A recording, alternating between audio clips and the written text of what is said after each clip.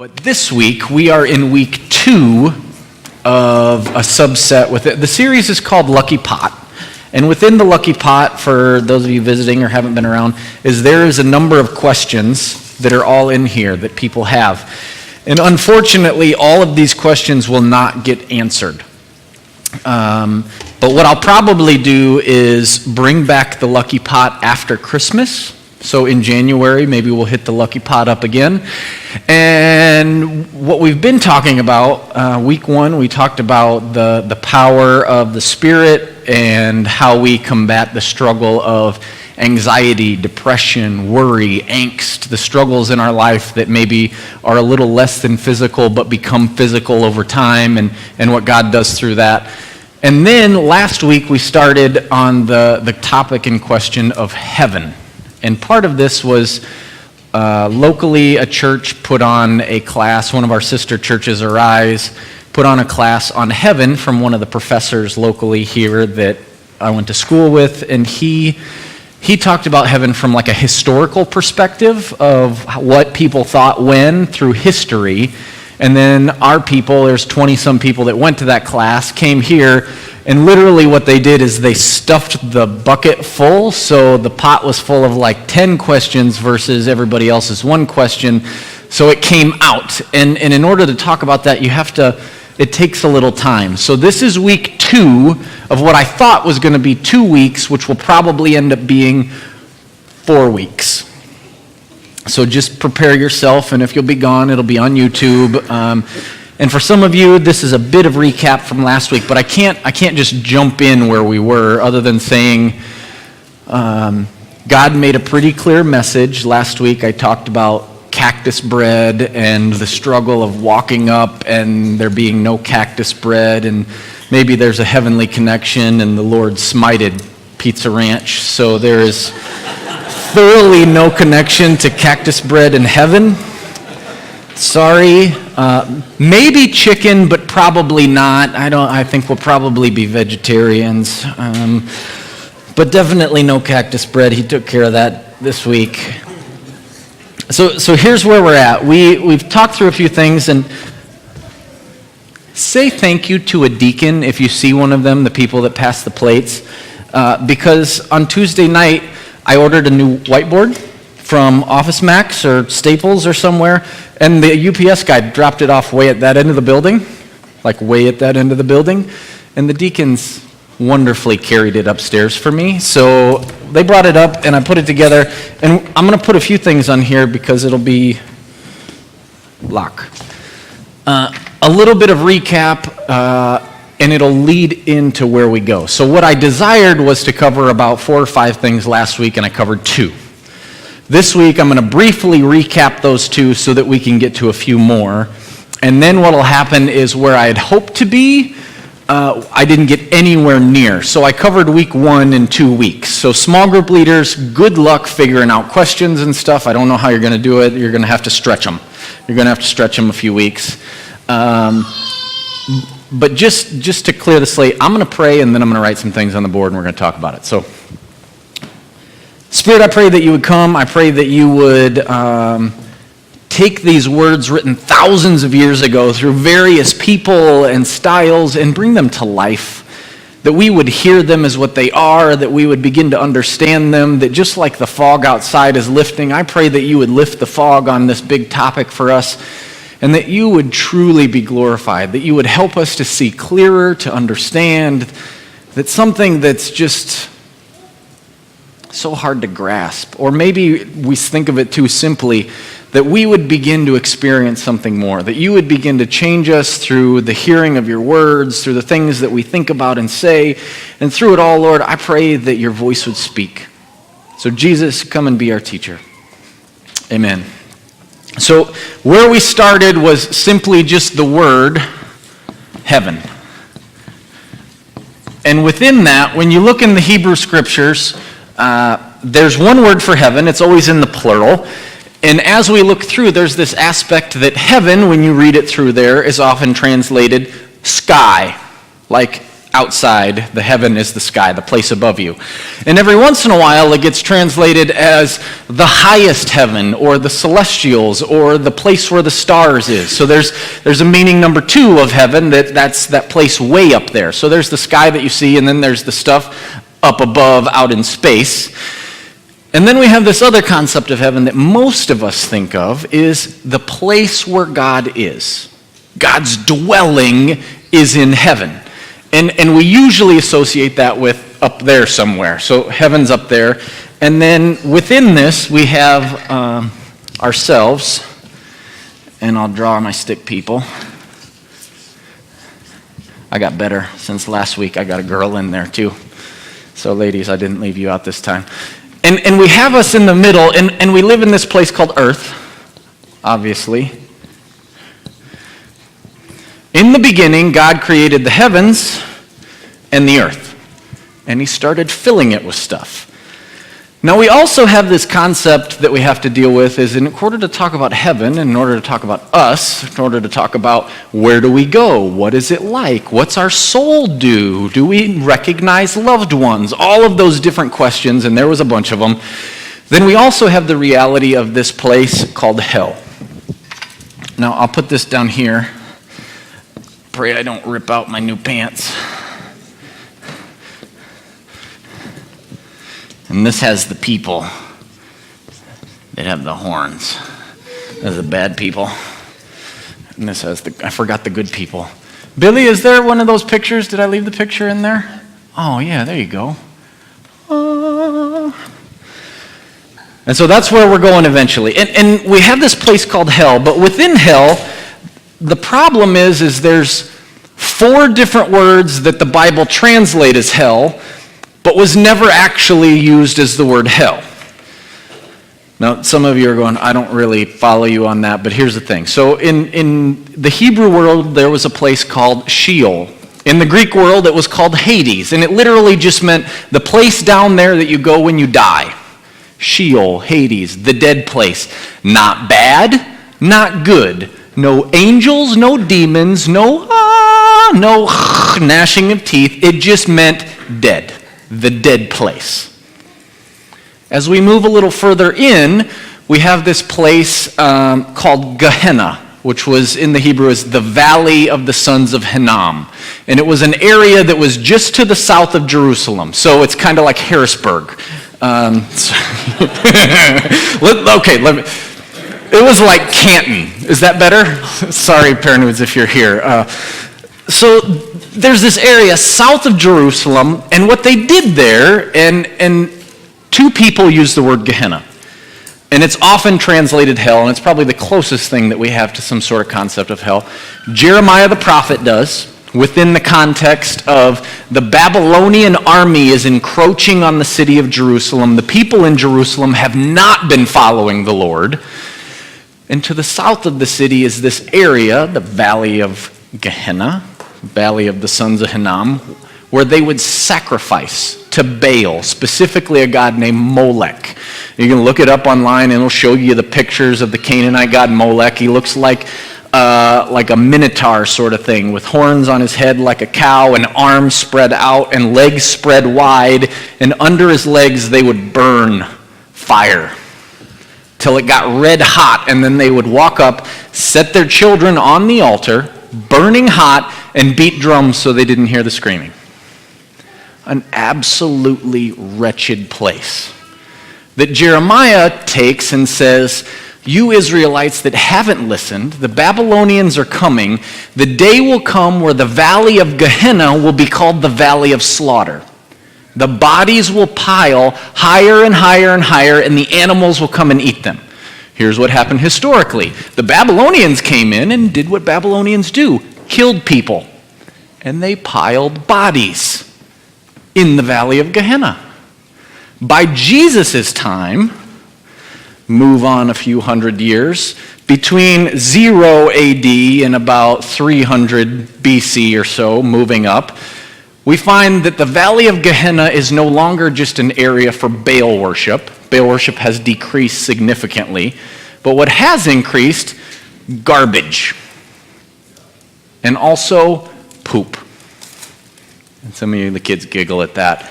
Gehenna was literally, you know when you drive up Cliff Avenue and they have those really nice lakes on the right-hand side when you get to the hill before you get to the north side of the city? Do you guys understand what I'm talking about? There's like the little auto recycler there, and then it's those little lakes. No? It's full of the toilet. Gehenna was the toilet. Literally, people would bring their toilet waste to Gehenna. They would bring their garbage to Gehenna, and it continually burned. And so what Jesus does is when he says, don't look at things in a certain way, or it's better for you to pull your eye out or cut your hand off in hyperbole than be thrown into what we say hell, Jesus would have said Gehenna. Don't live in such a way that you belong to go sit out at the dump. Don't live in such a way that you belong to go sit out with the toilet water. A very practical thing. But what he does is he brings in a future judgment sort of aspect where almost a already not yet sort of deal. Because up until this point, you know what happens when you die? You're dead. Historically. There was no like we go to heaven, no we go to hell. It was when you die, you go to Sheol. Or the Hebrew phrase is, and he lay with his fathers. You're dead. We'll see as time goes on, things adapt. But what we've done is, you can see it in there, is what happens is eventually life goes and then you die. And we get in this box and things don't go so well. That's a horrible box. I am not a good artist. But believe in Jesus and your soul gets to go up to the heavenly place, right? You turn your head like this and then you can read that. But if you don't believe in Jesus, then you get this one. You get Gehenna. Or the last one is a place called Tartarus that we only find in the book of 2 Peter, and it's really bizarre. We can talk about that some other time. But here's the point. What I tried to convey last week is this is typical of what we've heard. This is typical of what I heard, and I didn't even grow up in the church, that you live your life. If you believe in Jesus, when you die, your soul goes to heaven. And if you don't believe in Jesus, you go to the place, the bad place, the eternal fire place. Sort of. But not really. Not really. Let's look a second. What I want to do is, or here. I'm going to say a word, and you think of something, okay? Apple. Everybody see the apple? No, this isn't one of those actual mental things. If you work in the health field, apple, pen, tie, what time is it? It's a memory thing. Apple. Who saw a green apple? Granny Smith? Anybody Granny Smith? One. I saw apple pie, the Dutch style that has the crumbles on it. Anybody see Pink Lady? 1, 2. Honeycrisp? How many of you goofy Midwestern people thought of Red Delicious apples? The grossest of all apples, right? Here's the thing. I say apple, your brain understands apple, but we all see something different. I'm getting very deep with some philosophy with you. Because there is a form, an idea, a thing that is apple. But it shows itself differently. Sometimes green, sometimes red, sometimes pink and red, sometimes pink, green, and red, all apple. This is Plato, Aristotle philosophy. That's where we go, you have a body, and eventually it dies, but you have a soul. And that soul lives forever. And forever is either in heaven or forever in hell. Let's look at soul. Deuteronomy 6 is probably the most thought of passage when we think of this. So hear, O Israel, the Lord your God, the Lord alone. The Lord is one. Shema Yisrael, Adonai Eloheinu, Adonai Echad.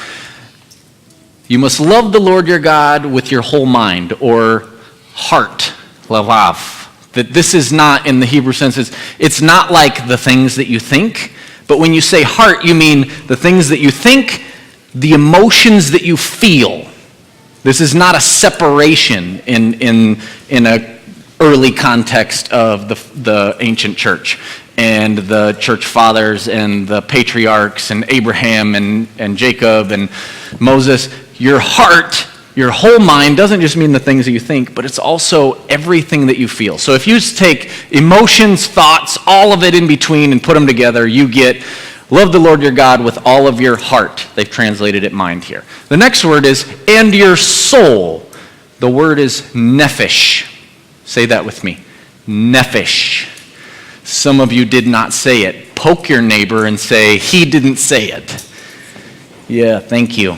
Nephesh. The next word is all of your strength, which actually isn't the word strength. It means your muchness. This is in the beginning, God creates things and he says, that's good, that's good, that's good. And he gets to humans and humanity and he says, I created you very good, muchness good. Talk about that some other time, sorry. But here you hear soul, right? All of your soul. So how do you explain that? You have your heart, all of the things that you think, all of the things that you feel, and then there's this soul, this nephesh thing, and then all of your muchness, your strength. So here's a few passages we're going to look at of soul, nephesh. Numbers 11, the people have come out of the Exodus. They've wandered into the wilderness with Moses, and they're trying to find their way, and they say, but now we are dried up. Literally, our nephesh is dry, and there is nothing for us except manna. Our nephesh, this is a nephesh. My nephesh needs a drink. Your throat, parched. You follow me? Yeah, you go, wait a minute, you just said soul. Yeah, it also means that part where you're really thirsty. Genesis 46. These were Leah's sons born to Jacob, blah, blah, blah, blah, blah. The total number of nephesh was 33. Now you see that nephesh means a person, a whole person. So we have nephesh as a throat, nephesh as a person, Numbers 31. Any of you has killed anyone, literally, if any of you is a nephesh slayer, you get cast out. How many of you have ever killed a soul? Like the disembodied thing that goes to heaven. Like you see that in movies, sorta, and only like new Marvel ones where like the magic bald-headed lady goes to Hulk and he comes out. Never mind. Song of Solomon, Song of Songs. All night long on my bed, I longed for my lover. The literal is my nephesh longed. So you've been taught through modern Greek philosophy, which isn't all bad, it's actually pretty good, that you have a body and it's this thing, and then you also have a soul that kind of animates your body, and then what happens when you die is your soul goes somewhere else, and we can't really explain that, and then your body just goes away. Here's the thing. Billy, you can put the next one up there. You don't have a nephesh.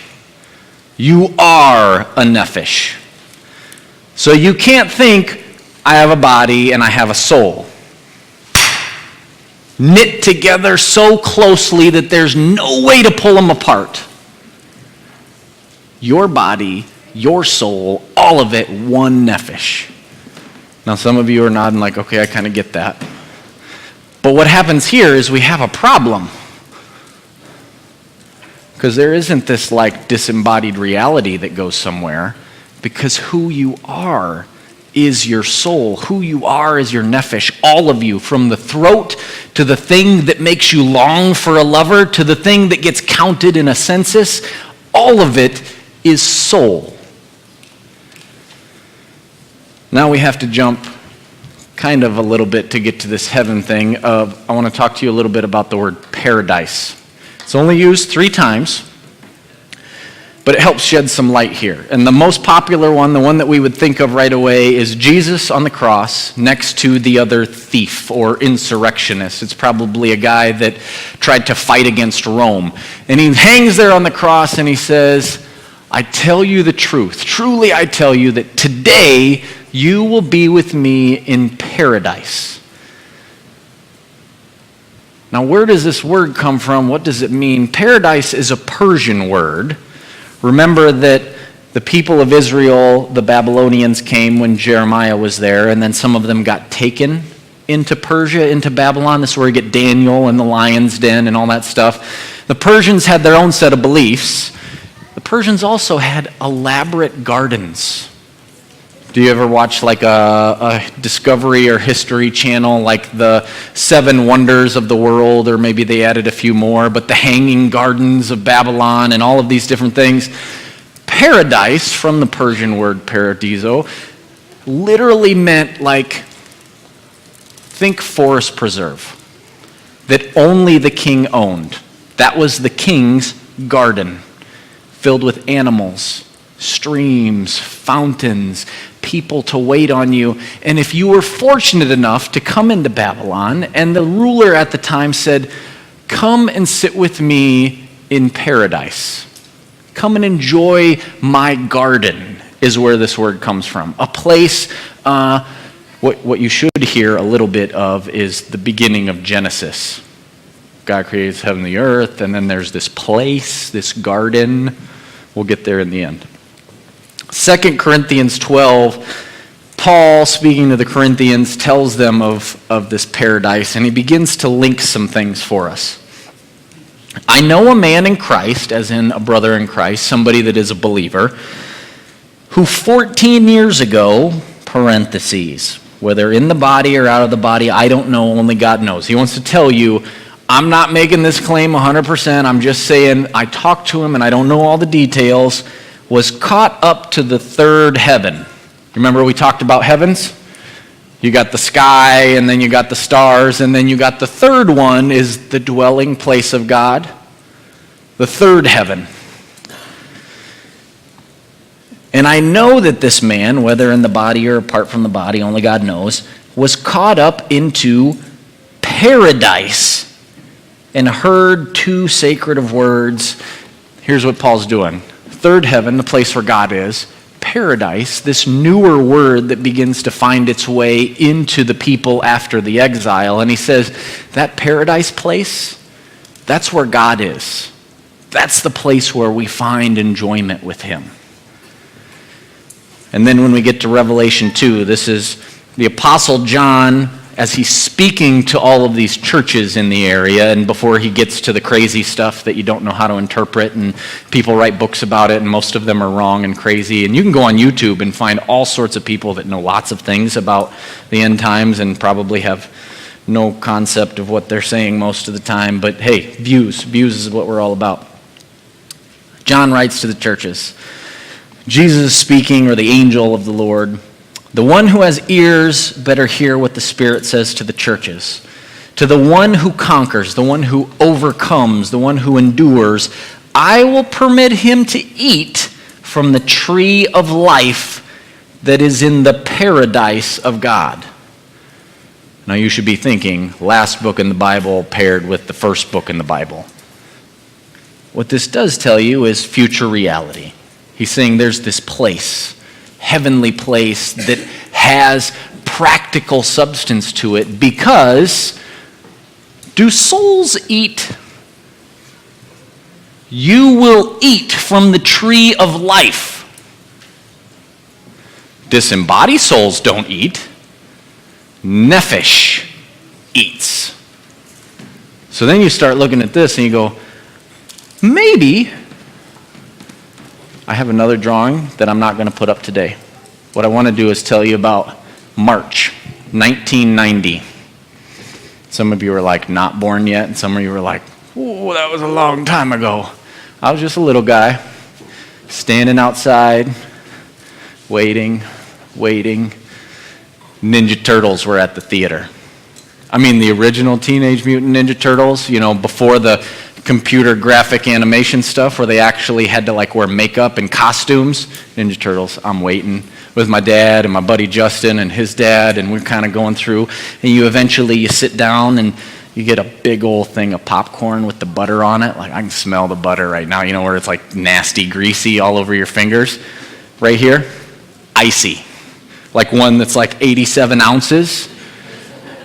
All red, because they didn't have like Coke and Mountain Dew ices back then. You got cherry or you got blueberry, and that was it. Huge icy, and then you had your candy over here. None of that chocolate stuff. It was probably something fruity like Starburst or something. And you watch, and you're like, oh, kick their butts and do your thing, and Shredder, you're going down. Anybody following me with this? Anybody Teenage Mutant Ninja Turtles? Okay, the rest of you, fine. No, don't get it. Now, as a kid, that movie was pretty sick. It was good. I watched parts of it recently. There was a time period where Netflix goes, hey, we should bring that back. And then they changed their mind, like, ooh, no, we shouldn't bring that back. Because the things that you hear and you see and you watch as a kid, you get a little bit older, and with a few exceptions of like maybe Star Wars and Home Alone, most of it, not as good. Nothing in comparison. Here's where I'll leave you. This is like the Ninja Turtles back in 1990. It's good in the time, but it's not quite what the biblical picture is. You have to come back next week. I'm going to pray so that I can give an awkward time period for the band to walk up and get their stuff out. But I would invite you to pray with me, and then give your attention to them and stand and sing with us. Father, I pray that the things that we need to hear, the things that we need to know, the things that need to stick would stick. The things that don't matter, that they would simply go. Whether it's a story, whether it's a historical thing, whether it's one of those deals where I don't know that I can believe that yet, that you would help us. That you would help us see past the things that maybe are something we hear for the first time. Maybe we've heard it before but didn't want to believe it. Maybe you would just be the one that brings clarity to all of this. That in the midst of a huge topic that could take months and months and months to discuss, I pray that you would help bring some sort of brevity to my thoughts, and you would bring clarity to the rest of us. That all of us would be able to see the things that you have in store for us and be rejuvenated by them. Not be worried, not be scared, but know that there is something coming, and it is so much better than what we've heard, discussed, or talked about. The things that we learned as kids or learn now, that there is something so much better. So Spirit, come.